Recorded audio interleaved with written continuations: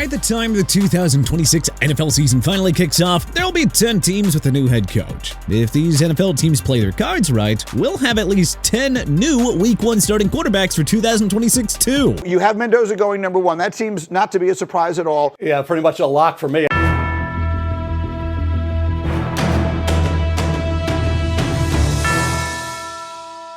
So with that said, how about we dive into 10 teams that desperately need to move on from their current QB this offseason? Pittsburgh Steelers. After striking out on Kenny Pickett, Mitch Trubisky, Russell Wilson, and Justin Fields, the Steelers rolled the dice on a 41-year-old Aaron Rodgers last year. The result was mixed, as expected. Rodgers was just fine as a game manager with a 65.7 completion percentage for 3,322 yards, 24 touchdowns, and 7 interceptions. That was enough to help Pittsburgh win the AFC North Division crown with a 10-7 record, only to be humiliated by the Houston Texans in the wildcard round. But there is no reason for Pittsburgh to run it back with Rodgers, if he even wants to continue playing in the first place. The 4-time MVP doesn't have much left in the tank, and bringing A-Rod back in 2026 means prolonging the inevitable of bringing in a younger QB. Rodgers has a limited ceiling at this phase of his career, and his constant, I might retire but probably won't, but wait, I might, no, okay, I'll play offseason storylines are just kidding exhausting at this point. I don't think Pittsburgh really needs that.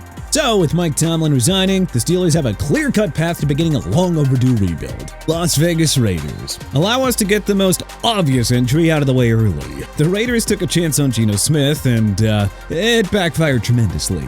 The only good news is that his horrific play led to them getting the number 1 pick in the draft. That's no small feat because Indiana's Fernando Mendoza is the only hot QB prospect in this entire class. Raiders have a pretty easy choice to trade or cut Geno Smith and immediately rebuild around Mendoza. It's gonna take time to fix this lousy roster, sure, but an offensive nucleus of Mendoza, Brock Bowers, and Ashton Genty is a very nice starting point. Now, cutting Smith would cost the Raiders $18.5 million in dead money, but it is absolutely worthwhile. That and drafting Mendoza will make this one of the easiest offseasons in Raiders history. New York Jets. After pulling the plug on the disastrous Aaron Rodgers experiment, the Jets tried making Justin Fields a reclamation project. They signed him to a 2-year deal worth $40 million, hoping that he could run an efficient rush-heavy offense with Breece Hall as his go-to weapon. But unfortunately, injuries limited Fields to 9 lackluster starts in 2025. He completed 62.7% of pass attempts for only 1,259 yards, or 130.9 passing yards per game, for 7 touchdowns and 1 interception. We know the offensive line stunk, and it didn't help having Garrett Wilson sidelined for most of the year, but this was Fields' 3rd NFL team in as many years.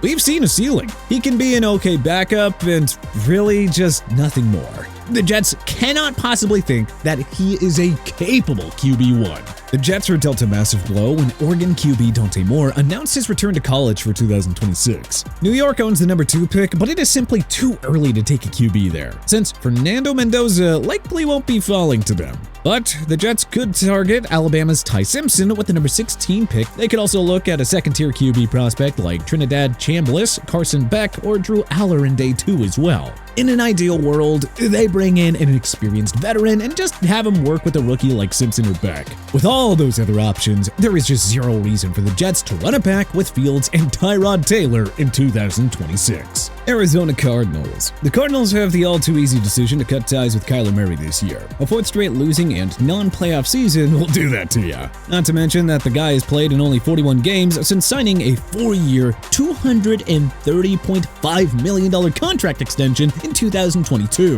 The Cardinals already made one big change by firing head coach Jonathan Gannon. It's hard to imagine Arizona's next coaching staff wanting to work with the oft-injured Murray. A guy with inconsistent production, 0 playoff wins, and an apparently unhealthy Call of Duty obsession. Arizona can find a trade partner for Murray if he agrees to a restructured contract. Otherwise, releasing him would cost $57.8 million in dead money.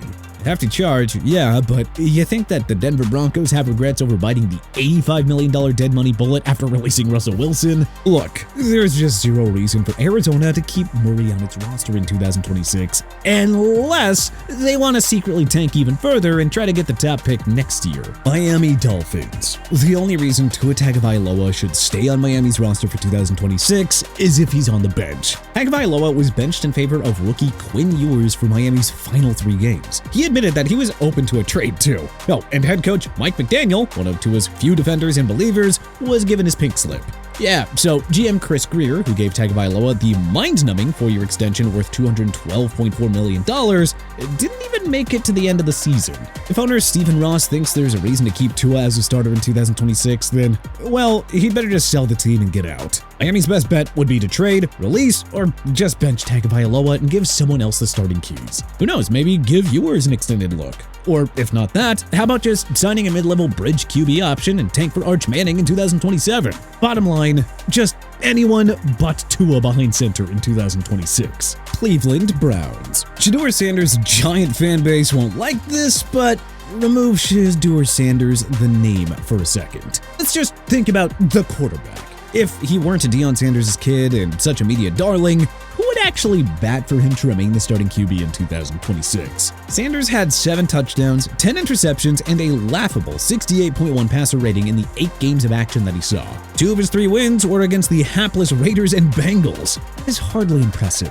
Since this is a lackluster draft class for quarterbacks to begin with, the Browns should just follow the Tampa Bay Buccaneers route with Baker Mayfield. Take a chance on a reclamation project. Don't bring in some fading veteran like Kirk Cousins or Aaron Rodgers. That would only be a 1-year solution. If Daniel Jones doesn't return to Indy, then he might be the perfect target in free agency. Malik Willis could be a fascinating fit in the Browns' rush-heavy offense too. Browns may as well just roll the dice on an experienced QB and see if he can be the new late bloomer story. New Orleans Saints. If the Saints were miles away from contention, then we would make the case to keep Tyler Shuck as their starting QB in 2026. But there is a very clear window of opportunity now thanks to the state of the hapless NFC South. For the second time in 4 years, the NFC South was won by a team that finished 8-9. And by the way, the 2025 Saints swept the Carolina Panthers, who went on to win the division with an 8-9 record.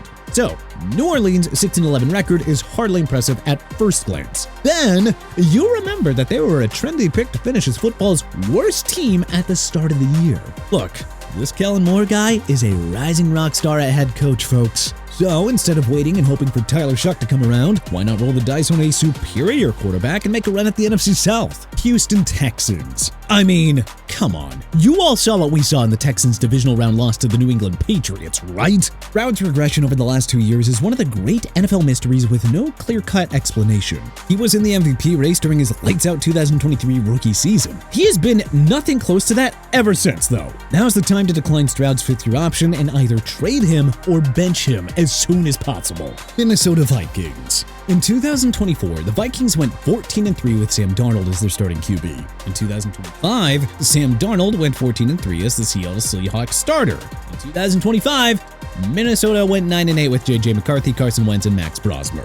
So, what does that tell ya? 1, Minnesota should have never let Darnold walk in the first place, and secondly, maybe J.J. McCarthy isn't the guy.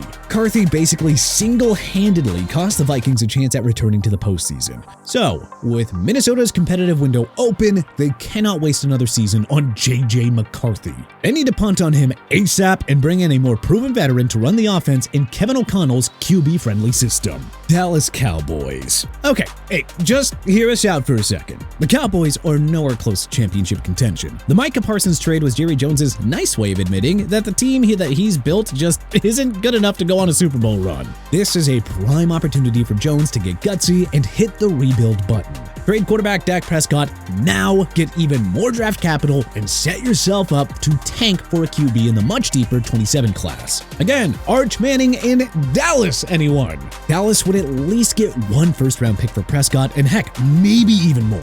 Seriously, imagine having 4 or more first-rounders over 2026 and 2027. And the Cowboys could start over with a quarterback on a rookie contract to open up a new long-term title window. Prescott has played 10 seasons now. Dallas has 5 playoff appearances and 2 postseason wins. Ahead of his age 33 season, this just feels like the perfect time for the Cowboys to reset and enter a short-term rebuild. Dak helps in the short term, sure. But Dallas's ceiling with him is a playoff berth and really nothing more. Jerry's better off just trading Prescott, committing to a 1 year of tanking, and then reload with his bundle of draft picks. This makes sense, no? But hey, which other NFL teams need to get a new quarterback for 2026? Do you agree with our choices on this list? What would you change? Let us know in the comment section below. If you like this video and learned a thing or two, then clicking the like button helps us out a ton. And you know, we really appreciate it. If this is your first time coming around to TPS though, then subscribing is a great idea because we put out videos like this every single day. But as always, thanks for watching and we'll see you guys next time.